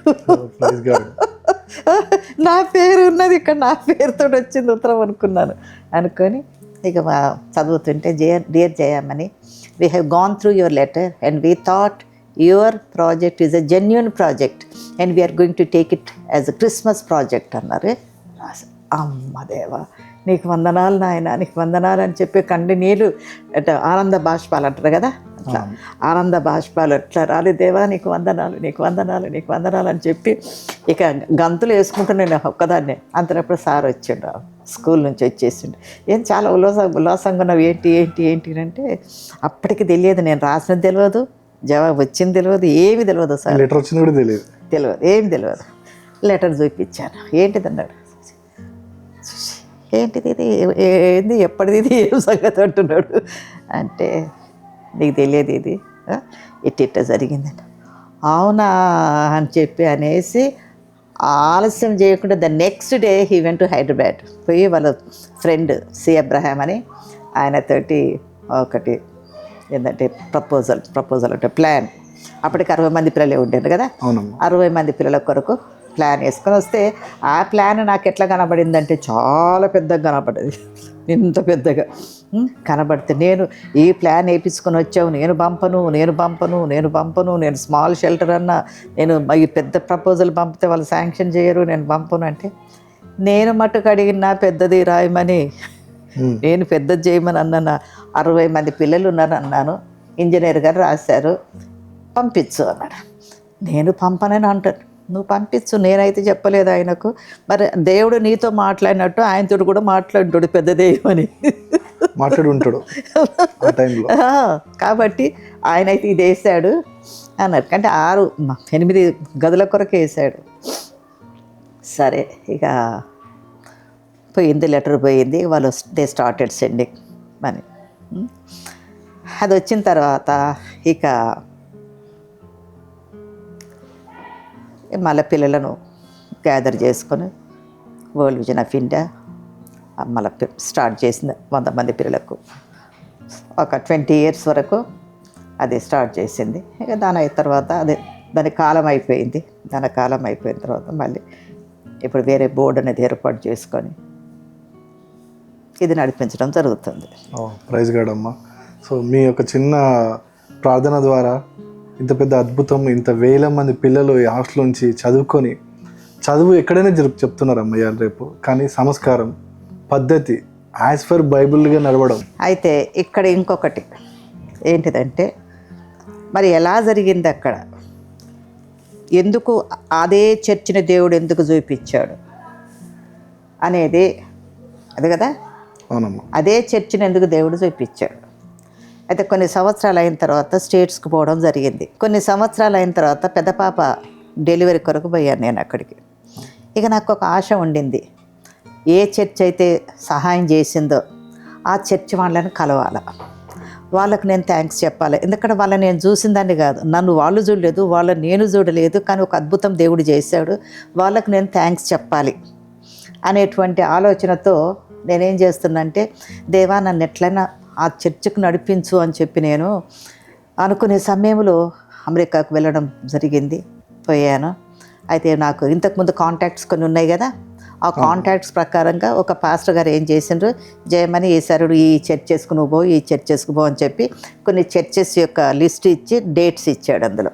అందులో స్కాట్ సిటీ పేరు ఒకటి ఉన్నది. అమ్మ, స్కాట్ సిటీ కూడా ఉన్నది, వాళ్ళని నేను పోయి చూడవచ్చు, తప్పకుండా పోవాలా, వాళ్ళకి నన్ను వాళ్ళు చూడాలా, వాళ్ళని నేను చూడాలా, ఆ పాస్టర్కి నేను థ్యాంక్స్ చెప్పాలా, విషయం జరిగింది నేను సాక్ష్యం చెప్పాలని చెప్పి ఎంతో ఆశతోటి నేను ఫస్ట్ విజిట్ పోయినప్పుడు ఒక చర్చ్లో ఉన్నప్పుడు ఒక ఆమె వచ్చింది, రూబీ విల్కిన్స్ అని ఆమె పరిగెత్తుకొని వచ్చి ఆమె నన్ను తీసుకొని పోయింది. పోయిన తర్వాత అప్పటికి ఏ పాస్టర్ అయితే ఇది సహాయం చేశాడో ఆయన వేరే చర్చికి పోయిండు, ఇంకొక పాస్టర్ అక్కడ ఉండిండు. సరే, వెన్స్డే ప్రేయర్ మీటింగ్ అవుతుంది అక్కడ. వెన్స్డే ప్రేయర్ మీటింగ్ అవుతుంటే ఆ ప్రేయర్ మీటింగ్లో ఇక సాక్ష్యం అంతా చెప్పాను, ఇట్లా జరిగింది, మీ చర్చిని దేవుడు చూపించాడు, ఇట్లా జరిగింది, ఐఎమ్ థ్యాంక్ఫుల్ టు యూ, మీరు చేసిన సహాయం కొరకు, మీరు నన్ను చూడలేదు, I'm so and so person, మిమ్మల్ని చూడడానికి దేవుడు నాకు అవకాశం ఇచ్చాడు నాకు అని చెప్పి ఇవన్నీ వివరాలు చెప్పిన తర్వాత అందులో నుంచి ఒక ఆయన లేచాడు. లేచి అంత అయిపోయినాక లేచి అన్నాడు కదా, Jayamani would you like to come and have breakfast with us tomorrow morning అన్నాడు. రేపు ఉదయం వచ్చి మాతో బ్రేక్ఫాస్ట్ చేస్తావా అని అడిగాడు. అంటే నేను అన్నా, నేను సొంతగా రాలేదు, ఫలానా ఆమె ఇంట్లో ఉంటున్నా, ఆమె తీసుకొస్తే వస్తా అన్న. అంటే ఆమెను అడిగితే yes I can bring her to your house అన్నది. ఆ రోజు తీసుకుపోయిన తర్వాత అప్పుడు వాళ్ళ ఫ్రెండ్స్ ఎవరో ఉన్నారు, అడిగాడు, జయమని నీవు నేను ఆ సాక్ష్యం చెప్పావు కదా, ఆ సాక్ష్యం మళ్ళీ చెప్తావా అన్నాడు. అంటే ఈ సాక్ష్యం అంతా మళ్ళా చెప్పిన, ఇట్ట అయింది ఇటన్నీ, సరే అన్నాడు. అట్లా 2 సార్లు ఆ చర్చికి పోవడం జరిగింది. 2 సార్లు కూడా ఆయన ఏం చేసిండంటే వాళ్ళ ఇంటికి బ్రేక్ఫాస్ట్కి పిలిచిండు. పోయాను బ్రేక్ఫాస్ట్. ఆ 2 సార్లు కూడా ఏం చేసా, సేమ్ మళ్ళీ సాక్ష్యం చెప్తావా అన్నాడు. చెప్పిన. మొట్టమొదటిసారి ఎవరో ఫ్రెండ్ ఉండు, రెండోసారి కొడుకుండు, మూడోసారి తన భార్య ఉండింది, ఇంకెవరో 4-5 ఫ్రెండ్స్ ఉండిండు. అప్పుడు డాడీ నాతో ఉండటం కలిసిపోయినాం. అప్పుడు ఆయన 3వసారికి ఆయన ఏం చేసిండంటే డాడీని ప్రక్కకు కూర్చుండబెట్టి, mister John, I want to tell you one thing. ఏంటంటే when your wife wrote a letter to our church, I was in the congregation and I was the first person to raise my hand to support Dayanilia building అన్నాడు. అంటే ఎందుకు అని daddy అడగకముందే, why, ఎందుకు నేను support చేయడానికి నేను చేయెత్తానంటే, I am state judge, నేను state జడ్జిని. నా ఆవరణంలోకి పిల్లలందరూ కూడా, చిన్నపిల్లలు, యవన బిడ్డలందరూ కూడా నేరాలతో వస్తూ ఉంటారు. వాళ్లకు దేవుని వాక్యం తెలియదు, వాళ్ళని మంచి మార్గంలో నడిపించేటోళ్ళు ఎవరు లేరు. కాబట్టి నా హృదయంలో ఎప్పుడు ఒక బాధ, వేదన ఉండేది. దేవా, ఇట్లాంటి పిల్లలు ప్రపంచమందంతటా ఉండొచ్చు కదా, ఇట్లాంటి వాళ్ళకి ఎవరైనా దేవుని వాక్యం చెప్తే బాగుంటుంది, వాళ్ళని మంచి మార్గంలో నడిపిస్తే బాగుంటుంది అనే ఆలోచన నాకు ఎప్పటికి ఉండేది. నేను దేవునికి ప్రార్థన చేస్తూ ఉండేదాన్ని. అటువంటి సమయంలో నీ భార్య యొక్క ఉత్తరం వచ్చింది నాకు. Praise God. వచ్చినప్పుడు నేను మొట్టమొదట స్పందించాను, నేను అట్లాంటి దానికి నేను సపోర్ట్ చేస్తా అని. విన్నావా? అది ఆయన మొన్న వచ్చిండు. ఇన్ని సంవత్సరాల నుంచి ఆయనతో ఉన్నటువంటి కాంటాక్ట్స్, ఆయన వయసు మా వయసు, ఆయన భార్య వయసు నా వయసు, ఆ విధంగా దేవుడు ఆయన ఇంతవరకు వాడుకున్నాడు. మొన్న ఫైనల్ విజిట్లో మనం అందరూ వచ్చి ఆయన గౌరవించిండ్రు, దండలు వేసిండ్రు, బంగారు రింగు పెట్టిండ్రు, వినరా, అట్లా సంతోషపరిచారు.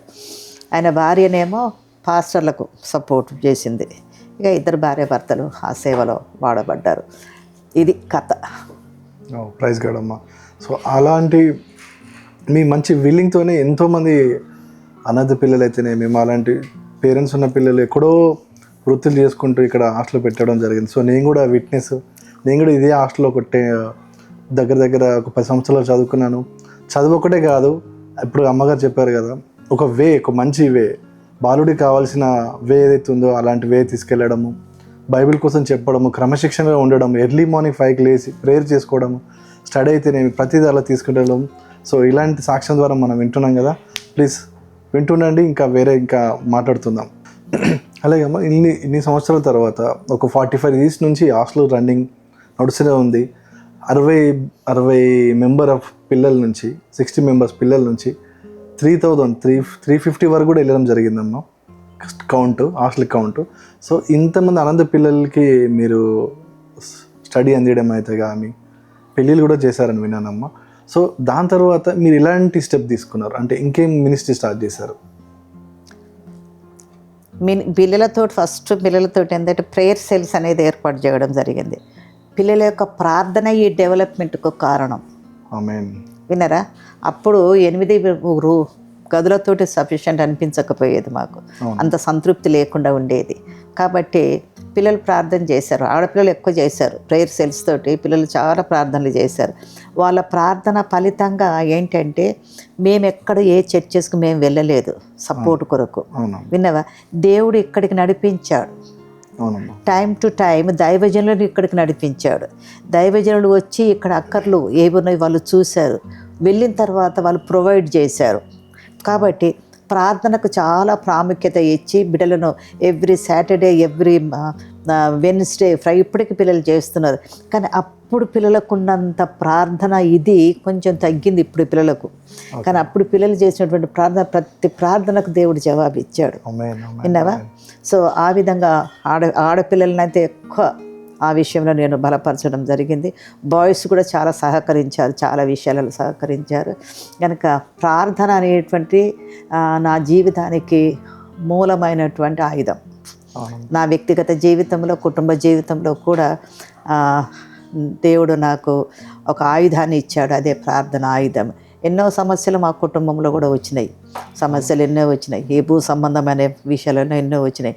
ఆ బిడ్డల వివాహాల విషయంలో కానీ, చదువుల విషయంలో కానీ, అన్నింటి విషయంలో కూడా దేవుడు ఇచ్చినటువంటి ఆ ప్రార్థన ఆయుధమే మా సక్సెస్కు కారణము, మినిస్ట్రీ యొక్క సక్సెస్కు కారణమై ఉండింది. సో దాన్ని ఆధారంగా చేసుకొని ఉమెన్స్ మినిస్ట్రీలో ఫస్ట్ మిస్సెస్ లేటర్ నన్ను ఇంట్రడ్యూస్ చేసింది.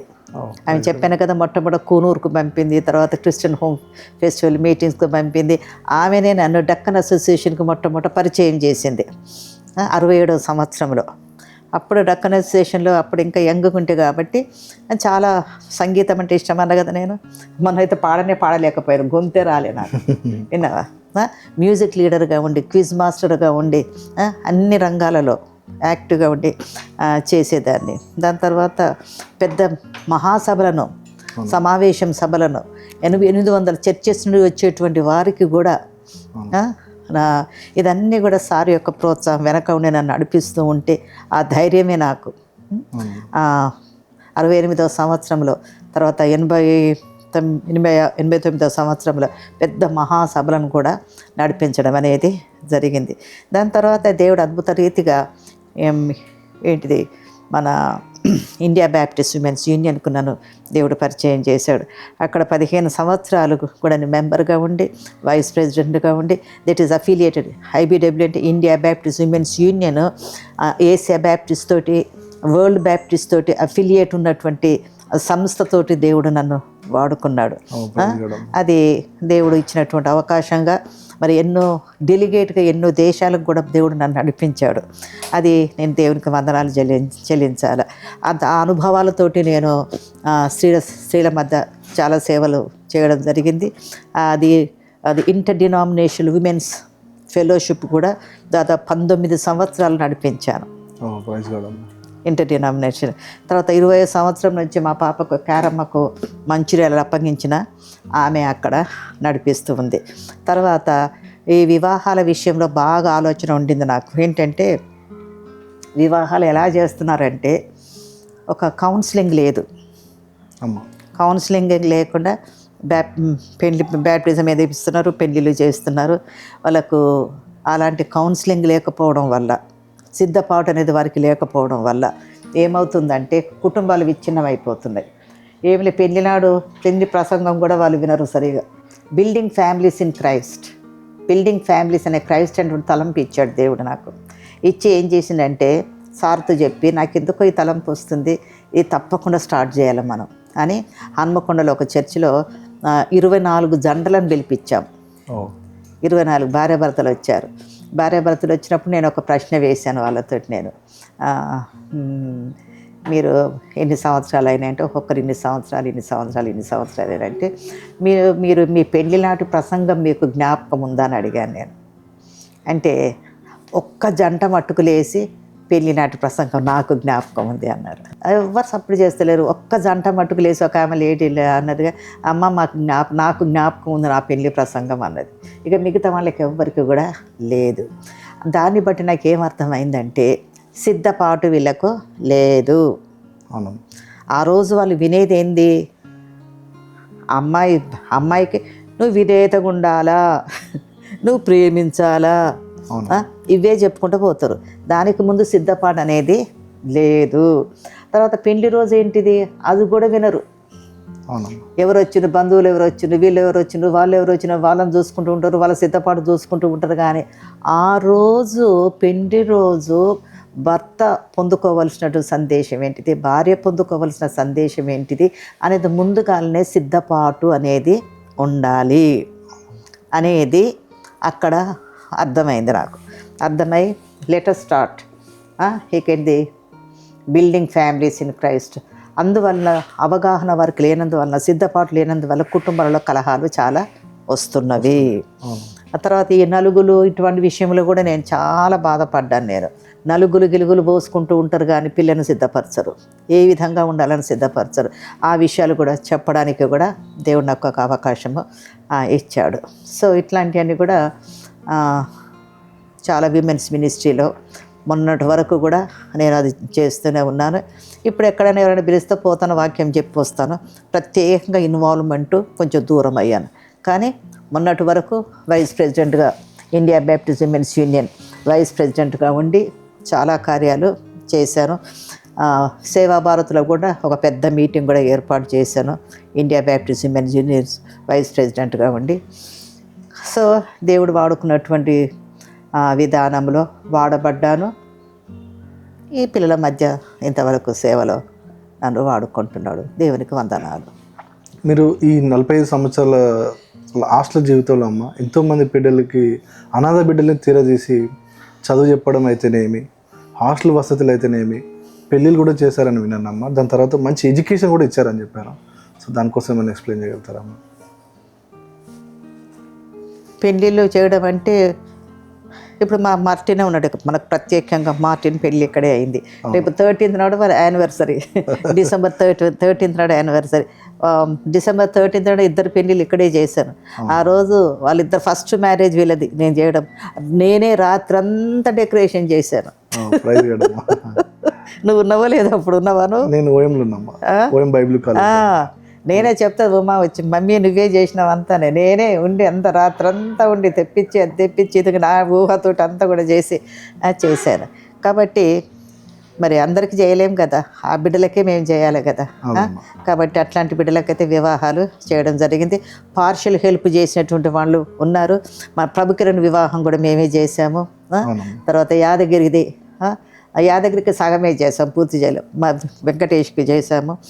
సో ఈ విధంగా ఎంతమంది బిడ్డలైతే మమ్మల్ని ఆశ్రయించి వచ్చారో ఆశ్రయించి వచ్చినటువంటి బిడ్డలందరికీ మేము అండగా నిలిచాము. వివాహాలు చేయవలసిన వారికి మేము చేశాము.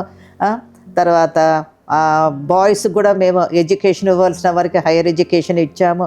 మా శక్తి సామర్థ్యము, మా బడ్జెట్, మా పిల్లల యొక్క సహాయం కూడా స్టేట్స్లో ఉన్నటువంటి మా బిడ్డలు కూడా ఇప్పటి వరకు వాళ్ళ సహాయాలు అందిస్తూనే ఉన్నారు. కాబట్టి దేవుడు మాకు ఇచ్చిన ఈ దర్శనాన్ని మేము చేయగలిగినంతగా బిడ్డలకు చేస్తూ అనాథ బిడ్డలు, సెమీ ఆర్ఫన్ కానీ పూర్తి ఆర్ఫన్స్ కానీ వీళ్ళందరి విషయంలో దేవుడు మాకు ఇస్తున్నటువంటి ఆ యొక్క దర్శనాన్ని మేము నెరవేర్చుకుంటున్నాము. దేవునికి మహిమ కలుగును. సో అది ఒక సంతోషం మాకు. మేము ఇంకా ప్రార్థిస్తున్నాం, బీఎస్సీ నర్సింగ్ కూడా తెరవాలని ఆలోచిస్తున్నాము. అది దేవుడు ఎప్పుడు అనుకూలపరిస్తే అది కూడా టేకప్ చేసి, ఆడపిల్లలకు అది చాలా ముఖ్యమైనటువంటి కోర్సు. ఎందుకంటే ప్రతి తల్లికి నర్సింగ్ విద్య ఉండాలి, ఉద్యోగ రీత్యా ఉండాలా, ఇంటి పరంగా కూడా అది ఉండాలి. కాబట్టి ఆలోచన ఉంది. మేము చేయగలిగింది, సహాయపడగలవలసింది మా హాస్టల్లో ఉన్నటువంటి వాళ్ళకే కాదు, బయట వాళ్ళకు కూడా సహాయం కొరకు వచ్చినటువంటి వారికి కూడా సహాయాలు అందించడానికి మా చేతులను బలపరుస్తున్నటువంటి మా బిడ్డలను బట్టి మేము దేవునికి వందనాలు చెల్లిస్తున్నాం. మాకు ఇచ్చినటువంటి 6 బిడ్డలు అన్ని విధాలుగా ఈ సేవకు సహకరిస్తున్నారు. మా స్నేహితులు సహకరిస్తున్నారు, మా బిడ్డలు సహకరిస్తున్నారు, మా యొక్క స్టాఫ్ మాకు అండగా ఉండి అన్ని విధాలుగా చెప్పింది చేసుకుంటూ మాకు తోడుగా ఉండి సహకరించి నడిపిస్తున్నారు. కనుక దేవునికి మేము వందనాలు చెల్లిస్తున్నామే. మేము ఒక్కరు చేసిన సేవ కాదు, మరి అందరి దేవుని ప్రణాళికలోది నడుస్తున్నటువంటి సేవగా దేవునికి నేను వందనాలు చెల్లిస్తున్నాను. అలాగే అమ్మ, మీ యొక్క 6 పిల్లలు అని చెప్తున్నారు కదమ్మా. సో 6 పిల్లలు మీ సేవలో మీకు ఎలా ముందు నడిపిస్తున్నారు? అంటే వాళ్ళు ఎలాంటి పొజిషన్లో ఉన్నారు, ఏం చేస్తున్నారమ్మా? దేవుడు మాకు ఇచ్చిన 6 బిడ్డలు వరకు గృహస్థులయ్యారు, వివాహాలు వారికి పిల్లలు అయ్యారు, అమెరికా దేశంలో వాళ్ళు సెటిల్ అయ్యారు. పెద్ద పాప మరి దాదాపుగా 10 సంవత్సరాల నుంచి మరి మెడికల్ మినిస్ట్రీ, ఇండియాలో మెడికల్ మినిస్ట్రీ తను టేకప్ చేసింది. మేరీ లూయిస్ లేటరు అమ్మగారు తరుగుపులలో స్టార్ట్ చేసినటువంటి ఆ యొక్క MLS హాస్పిటల్ తనకు మేము మేరీ స్లేటర్ అమ్మ యొక్క పేరు పెట్టాం మేము. అందును బట్టి మా సేవను చూసినటువంటి బిడ్డ కాబట్టి ఆమె తను సమర్పించుకొని ప్రతి సంవత్సరము 2 మాసాలు ఇక్కడ వండుకుంటూ తన సేవలు అందిస్తుంది. స్టాఫ్ని ఇక్కడ ఏర్పాటు చేసింది. వస్తూ పోతూ మెడికల్ మినిస్ట్రీని తను టేకప్ చేసి చేయడం అనేది మేము ఎంతగానో బిడ్డ విషయం సంతోషిస్తున్నాము. తర్వాత మా 2వ కూతురు ఒక మిషనరీని చేసుకొని మరి ఆదిలాబాద్ ప్రాంతము ఇంకా 3 రాష్ట్రాలలో పెద్ద సేవ బిడ్డకి ఇచ్చాడు. మరి ఆమె పేరు క్యార్లినమ్మ. ఆమె చేస్తున్నటువంటి సేవ మరి చాలా ఘనమైనటువంటి సేవ.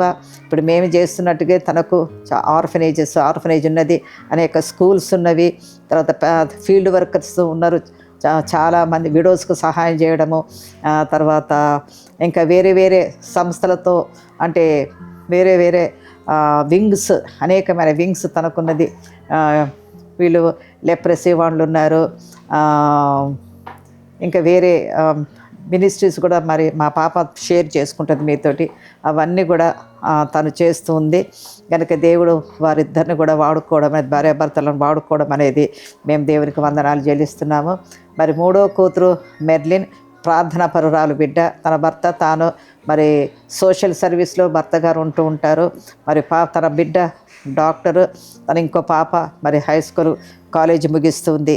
తాను కూడా మాకు అన్ని విధాలుగా సహకరిస్తూ ఇక్కడ మాకు సమీపంగా ఉండి తన భర్త సమీపంగా ఉండి సహాయం చేస్తున్నారు. మరి 4వ కూతురు షార్లిన్ అండ్ ఆమె కూడా అమెరికా దేశంలో ఉన్నది. తాను ఒక అమెరికన్ చేసుకున్నది. తనకు 4 పిల్లలు. ఆమె అన్ని విధాలుగా మరి ఒక మంచి అడ్మినిస్ట్రేటివ్ స్కిల్స్ ఉన్నవి, ఆర్గనైజింగ్ స్కిల్స్ ఉన్నవి. తాను కూడా మాకు సహాయం చేయడం, మరి మా పిల్లలు చర్చెస్ కట్టించే విషయంలో సహాయం చేస్తున్నారు. మా పెద్దబాబు కాల్విన్ తాను దాదాపు 5-6 చర్చెస్ ఇండియా దేశంలో కట్టించాడు. మరి మనకు ఒక రెస్టారెంట్ ఉన్నది, ఎక్కడ హ్యూస్టన్లో ఒక రెస్టారెంట్ ఉన్నది. తాను కూడా పనులు చేసుకుంటూ తన భార్య పని చేసుకుంటూ మరి వాళ్ళు సేవలు అందిస్తున్నారు. మాకు సేవకు సహకరిస్తున్నారు. వాళ్ళ కొడుకు డాక్టర్ అవుతున్నాడు. 1 సంవత్సరంలోనే తను ముగిస్తాడు. 2వ పాప కూడా డాక్టర్ కోర్స్ చేయడానికి సిద్ధంగా ఉన్నది. ఇక చిన్న పాప షార్లిన్, మరి ఆమె విషయం ఇప్పుడే చెప్పాను. చిన్న కొడుకు, ఆయన భార్య డాక్టర్, షీజ్ గోల్డ్ మెడలిస్ట్, ఆమె పెద్ద పదవిలో ఉంది. తన బిడ్డ వాళ్ళందరూ కూడా కాలేజీలో ఉన్నారు. బాబు మరి తాను కూడా ప్రైవేట్గా ఇంటి నుండి తాను పని చేస్తున్నాడు. సో ఈ విధంగా మా కుటుంబం అంతా కూడా మరి అనేక రంగాలలో వారు ఉంటూ ఆర్థికంగా మాకు సహాయం చేస్తున్నారు. వారి సహాయము, మా స్నేహితుల యొక్క సహాయం బట్టి మేము ఈ సేవను కొనసాగించడానికి దేవుడు సహకరిస్తున్నందుకు నేను దేవునికి వందనాలు చెల్లిస్తున్నాను.